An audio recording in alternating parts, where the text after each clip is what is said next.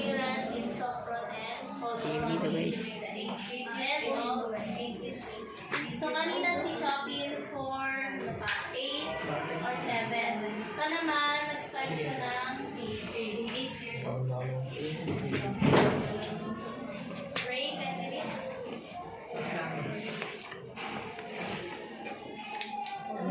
Ito.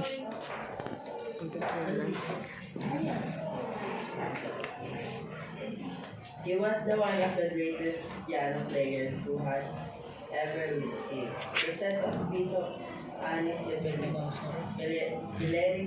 years of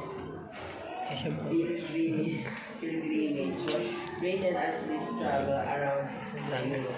They are like musical diary of place. He went and how he felt about the place. so, parang kinento na lang nangyari sa kanya is that this one place, Alice din. Ito yung title ng kinanta niya. So, yung mga places under Europe. So, parang, di ba, pag pupunta tayo sa mga ibang bansa, may mga diary type. Pero si Franz Liszt, ginawa niya ito ng kanta. So, parang in-story niya yung places he went and how he felt about the things he saw on the around the Europe.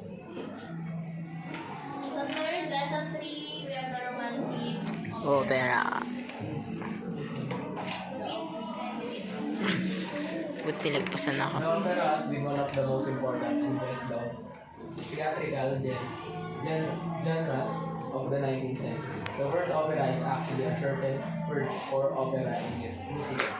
An opera is generally referred to as a stage presentation or work that combines music, costume, and scenery to relay a story.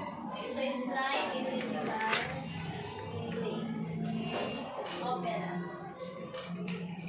We have here the different singing styles were developed for the opera. First is recitative. So pag sinabi po natin recitative, that is imitating the pattern and rhythm of the speech. Pag recitative, parang alinuulit imitation. So that is the recitative. Next, aria. James.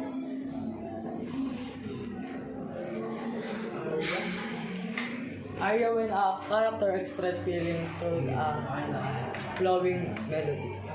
So that is aria. When a character, for example,